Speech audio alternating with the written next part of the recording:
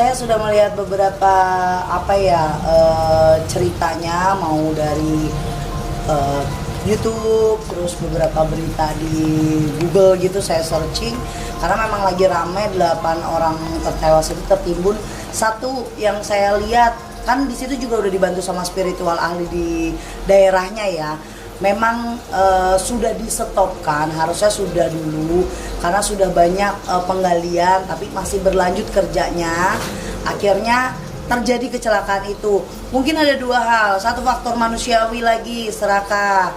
Yang kedua, memang ada tradisi yang memang harus diikuti karena kita kan bermain dengan alam. Kalau memang ada harus ucapan terima kasih lewat bahasanya sesajen, ya kita kasih apa yang dibutuhkan di daerah setempat situ, karena kita bukan ahli untuk sesajen. Setidaknya sesajen menurut saya itu tanda terima kasih untuk leluhur di sekitar situ. Ucapan sih ya udah tidak ada, apalagi sudah beberapa lewat kamera dan lain, ya balik lagi mukjizat dari Allah. Tapi kalau untuk penglihatan saya memang sudah tidak bisa diselamatkan, apalagi dengan kedalaman yang benar-benar dalam banget, terus tertimbun di atasnya ada air lagi gitu. Airnya kan sudah dikeruk, naik lagi, udah dikuras lagi, naik lagi. Kayaknya wallahu alam deh, kalau untuk di logiknya, di logika kita sudah tidak bisa hidup lagi. Biasanya kalau ritual kayak gitu kan untuk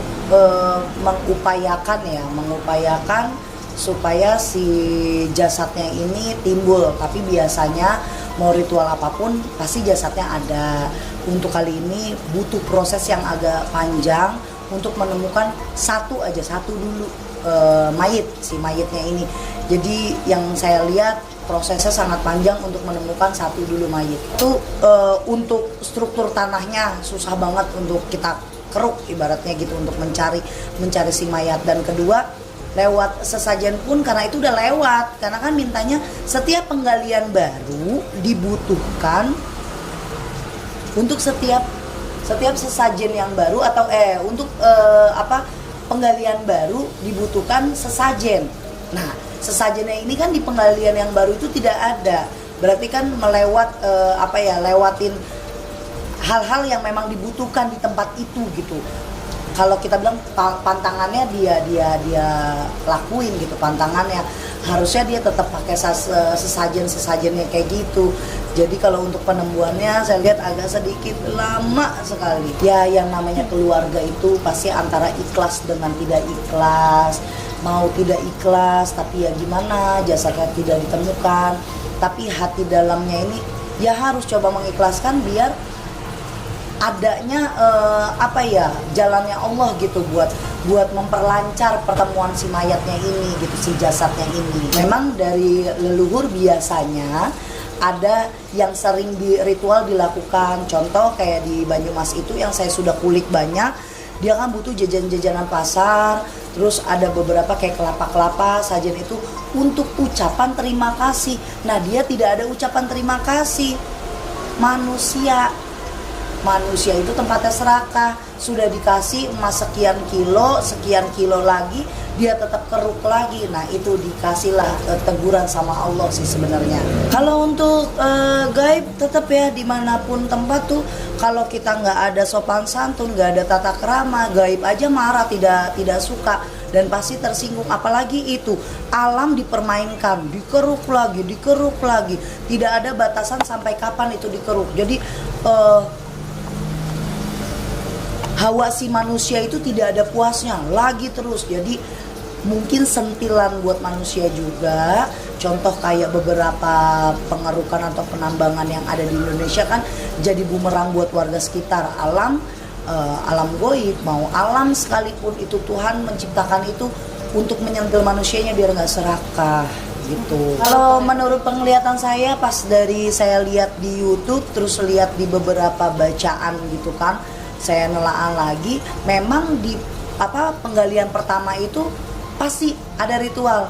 Nah ini untuk penggalian kesekian, kedua atau ketiga ini tidak ada. Nah baru adanya kecelakaan.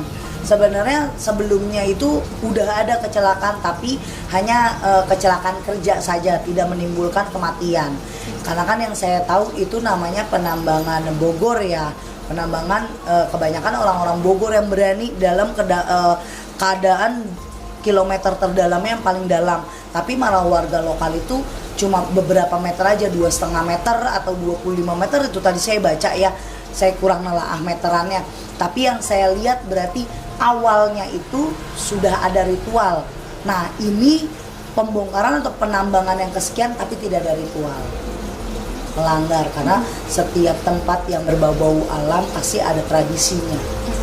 Kita kan menumpang di tempat orang untuk mencari rezeki. Memang yang namanya goib itu tidak terlihat, tapi alangkah baiknya kita satu dengan yang lainnya saling menghargai. Kita menghargai juga alam, alam juga akan menghargai kita. Nah, kalau kenapa adanya sajen, biasanya itu hanya ikut tradisi di wilayah situ. Jadi kalau memang wilayah situ adanya sajen, kita ikutin. Tapi kalau wilayah situ adanya cuma baca doa bersama, ya ikutin baca doa bersama. Jadi menjaga tradisi biar alam pun menjaga kita gitu. Iya, semuanya itu harus seimbang.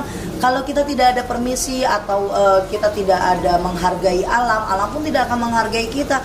Banyak di sininya contoh kita tidak bisa menghargai alam, buang sampah sembarangan, itu akan menimbulkan kerugian buat kita juga, banjir. Nah, begitu juga seperti pohon di hutan, kita tebang, nggak ada tebang pilih, main semua digundulin, akhirnya banyak kekeringan di mana-mana. Itu udah kayaknya udah yang nggak awam lagi di telinga kita. Itu harus dilakuin, yang namanya saling menghargai alam dengan kehidupan kita pribadi gitu. Pesannya, boleh kita mencari rezeki dimanapun kalian mencari rezeki, mau baik itu di darat, laut, udara, yang penting yang halal. Nah, apapun pekerjaan kalian, ingat, kita itu hidup berdampingan, salinglah menghargai, Tuhanmu tak akan pernah marah. Karena kalau kita tidak pernah menghargai alam, alam pun akan marah sama kita. Ingat, bukannya yang namanya ada karma, tapi memang tabur tuai itu pasti terjadi. Kalau kita melakukan keserakahan, pasti Tuhan akan timbal baliknya dengan kecelakaan.